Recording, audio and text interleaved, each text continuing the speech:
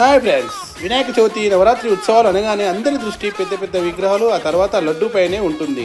లడ్డూ కావాలా నాయన అంటూ గణపతి ఊరిస్తుంటే ఎలాగైనా వేలు లక్షలు పెట్టైనా లడ్డూ దక్కించుకోవాలని భక్తులు ఊవిలూరుతుంటారు.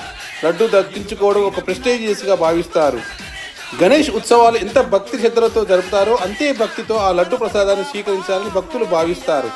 గణేష్ మండపాల నిర్వాహకులు ఆ లడ్డు ప్రసాదాన్ని వేలం వేసి ఏ భక్తిని వరిస్తుందో చూస్తారు. అలా భక్తితో ప్రారంభమైన లడ్డు వేలం పాట తర్వాత మంచి జరుగుతుందన్న సెంటిమెంట్గా మారింది. రాను రాను నేనే దక్కించుకోవాలి అనేంత ప్రెస్టేజియస్గా మారింది. వినాయక చవితి సందర్భంగా ఏర్పాటు చేసిన వినాయకుని చేతిలో పెట్టిన లడ్డూను మహాప్రసాదంగా భక్తులు భావిస్తారు.